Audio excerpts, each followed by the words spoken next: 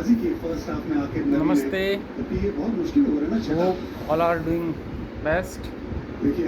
आज आपसे मुखातिब होने का एक ख़ास रीज़न है। जैसा कि आपने सुना है, कल से एक न्यूज़ बड़ी ट्रेंड कर रही है। हमारे यशस्वी प्रधानमंत्री माननीय श्री नरेंद्र मोदी जी ने भारत की जो जनता है उससे एक ख़ास अपील की है, और वो अपील वाकई बड़ी लॉजिक है। और मैं तो खैर काफ़ी ये सब चीज़ें कहता रहता हूँ, किसी भी तरह की आप ऐसे काम ना करें जो थोड़ा किसी तरह से परेशानी का सबब बने। तो जैसा कि हमारे माननीय प्रधानमंत्री जी ने बोला है कि आप कोशिश करें कि सोना ना खरीदें, कम से कम व्हीकल्स का इस्तेमाल करें, इलेक्ट्रॉनिक व्हीकल्स का इस्तेमाल करें, घरों में बिजली का कम से कम इस्तेमाल करें। तो वही सब बातें मैं आपको बोलने जा रहा हूँ कि इन चीज़ों पे आप सोचें, उनका कहने का रीज़न क्या है। कुछ लोग कह रहे हैं कि साहब ये तो एक तरह से कुछ इस तरह की चीज़ें हो गई कि अब हमें सरकार से पूछ के सब करना पड़े। तो कोई बाध्यता नहीं है, ये आपके स्वविवेक के ऊपर निर्भर करता है कि आप उस चीज़ को समझते हैं यदि, तो किस तरह से उन चीज़ों को आप कर पाते हैं। बाकी आपकी इच्छा है, कोई उन्होंने ज़बरदस्ती नहीं की है कि आप कुछ चीज़ ख़रीदें या ना ख़रीदें। आप ख़रीदिए, अपनी मनपसंद चीज़ें ख़रीदिए, आप कपड़े अच्छे पहनिए, भारतीय पहनिए, जो भारतीय कंपनियों के बने हुए हैं, और ठीक ठाक कपड़े पहनिए।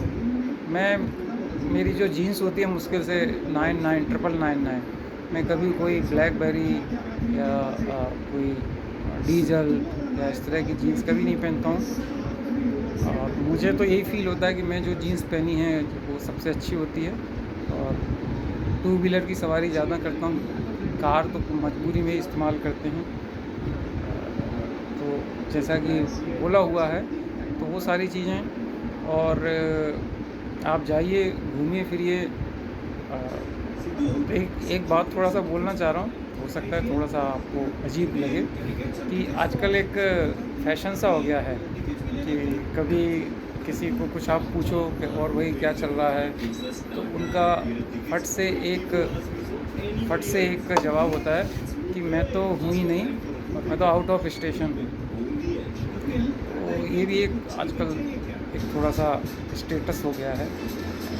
जाइए, आप घूमिए फिरिए, खूब मस्ती करिए, भगवान आपको खूब वेल्थ दे, तरक्की दे, और आप स्वस्थ रहें, खुश रहें। लेकिन भाई फिर मैं आपसे कह रहा हूँ कि मैं देखता हूँ कभी किसी मॉल में जाते हैं हम कुछ सामान लेने, तो वहाँ लोग ऐसे भर भर के सामान ख़रीदते हैं कि जैसे अब आगे तो मिलेगा ही नहीं।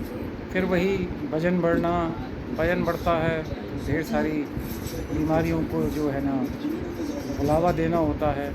फिर आप वही जो मैं बार बार कहता हूँ, तो मुझे नहीं कहना चाहिए, कि आप हॉस्पिटल का रुख करते हैं, आपको कई तरह की परेशानियाँ होती हैं। तो देखा जाए तो एक तरह से उन्होंने एक बहुत ही अच्छी बात बोली है, और कुछ लोग उसको बड़ा उल्टे तरीके से ले रहे हैं कि साहब वो ये कह रहे हैं कि अब उनसे पूछ के करना पड़ेगा हमें कि क्या ख़रीदें क्या नहीं करें, विदेश जाएं कि नहीं जाएं। अरे भाई, कोई मना थोड़ी है आपको, आप जाइए, विदेश जाइए। कभी कुछ समय तक जब पूरे वर्ल्ड पर एक तरह का संकट चल रहा है, तो हर नागरिक का एक कर्तव्य होता है कि वो उस संकट में एक दूसरे की हेल्प करे। और वही फिर मैं आपसे कह रहा हूँ कि मानव जीवन में एक दूसरे की दूसरे की हेल्प करने से बढ़कर कोई मेरे ख्याल से बड़ी सेवा नहीं है, कोई बड़ी पूजा नहीं है। ईश्वर भी यही कहते हैं कि आप एक दूसरे के लिए बने हैं, तो एक दूसरे की हेल्प करिए।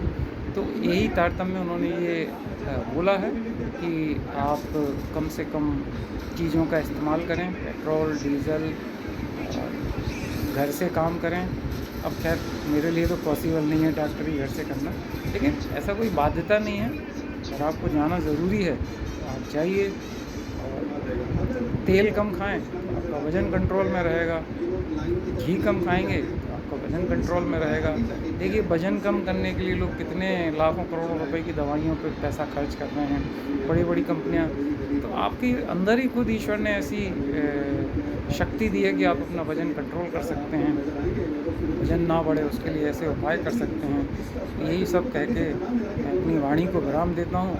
माननीय प्रधानमंत्री मोदी जी ने जो कहा है, उस पर एक बार ज़रूर गंभीरता से सोचें कि उन्होंने किस पर्पज़ से कहा है। ऐसा नहीं है कि कोई बहुत बड़ा संकट आने वाला है। देखिए दुनिया ऐसे ही चलती रहेगी, भले ही चीज़ें आती रहेंगी, जाती रहेंगी। कोविड एक इसका सबसे बड़ा उदाहरण है और भी इतिहास में बहुत बड़े-बड़े गंभीर संकट आए हैं, बट सभी टाइम के साथ निकल जाते हैं और मानव जीवन इसी तरह से चलता रहता है। आप सभी खुश रहें, स्वस्थ रहें और हमारे माननीय प्रधानमंत्री जी की बातों पर अमल करेंगे और एक दूसरे के साथ खुशियाँ बाँटेंगे, एक दूसरे की मदद करेंगे। नमस्ते, शुक्रिया, सब्बा खैर, अपना ख्याल रखिए, खुश रहिए, खूब मस्ती करिए, एंजॉय कीजिए। जय हिंद, जय भारत।